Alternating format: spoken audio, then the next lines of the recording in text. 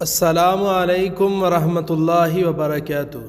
الحمدللہ وحدہ والصلاة والسلام علی اشرف الانبیاء، اما بعد فاعوذ باللہ من الشیطان الرجیم، بسم اللہ الرحمن الرحیم۔ ناظرین، میں قاری محمد خبیب محمدی جو کہ آپ کی خدمت میں اس وقت بہت ہی پیارے وظیفے کے ساتھ حاضر ہوا ہوں۔ ناظرین، یہ وظیفہ اتنا پیارا ہے جو کہ اللہ تبارک و تعالی نے سورۃ الرحمن کے آخر میں بیان کیا۔ آخری لفظ کیا ہے؟ اعوذ باللہ من الشیطان الرجیم، بسم اللہ الرحمن الرحیم۔ تبارک اسم ربک ذی الجلال والاکرام۔ یہ سورۃ الرحمن، جس کو قرآن کی دلہن بھی لوگ کہتے ہیں، اس کے آخر پہ یہ لفظ آ رہا ہے۔ بابرکت ہے وہ ذات جو کہ بہت ہی بازرگی اور بہت ہی عزت والی۔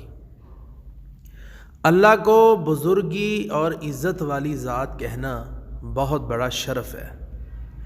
جو شخص اس کو پڑھتا ہے وہ کامیاب ترین انسان ہے۔ آئیے اب ہم دیکھتے ہیں کہ اس کے متعلق اللہ نے تو اس کو بہت ہی پیارے انداز میں سورۃ الرحمن کے آخر میں بیان کر دیا ہے، تو یہ اس کو جامع کلمات بھی کہا جاتا ہے۔ اس کو نبی صلی اللہ علیہ وآلہ وسلم نے کس طرح بیان کیا؟ اللہ کے رسول صلی اللہ علیہ وسلم کی حدیث ہے کہ ان جملوں سے آپ چمٹ جائیں، اور یہ جملے جو ہیں کیسے پڑھنے ہیں، کیسے ادا کرنے ہیں، زبر کہاں پڑھنی ہے، ذل جلال پڑھنا ہے، ذل جلال پڑھنا ہے یا ذل جلال پڑھنا ہے، یہ آخر پہ میں نے اس کو مکمل لکھ کے لگایا ہے تاکہ کوئی بھائی کوئی بہن بھولے نہ، اور وہ اچھے انداز سے اس کو غور سے پڑھ سکے اور پڑھ کے اس پہ عمل کر سکے، اور اس کو پڑھنے میں دقت نہ ہو۔ میں خود بھی انشاءاللہ بول کے پڑھ کے سناؤں گا، اور میرے پیچھے پڑھ کے اس کو حفظ بھی کریں، یاد بھی کریں اور لوگوں تک پہنچائیں۔ چینل ہمارا قاری خبیب محمدی کے نام سے ہے۔ اس چینل کو سبسکرائب کریں، لوگوں تک پہنچائیں۔ انشاءاللہ یہ کتاب و سنت کا چینل ہے، اور پوری تحقیق کے ساتھ میں اپنی بات کو لے کر آتا ہوں آپ کے سامنے۔ کسی بھائی بہن کو کوئی ڈاؤٹ ہو تو وہ مجھ سے پوچھ سکتا ہے، مجھے اپنا بھائی سمجھ کے، تو انشاءاللہ تعالی میں اس کو پوری دلیل دوں گا اس کی۔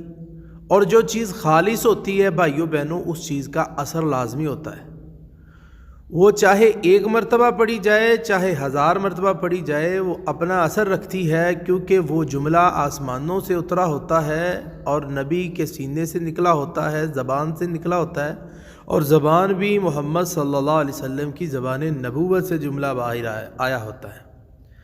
اس لیے اس کو شیئر کرنا بھی ثواب ہے، سبسکرائب کرنا بھی ثواب ہے، لائک کرنا بھی ثواب ہے، اور کمنٹس لازمی نیچے دیا کریں۔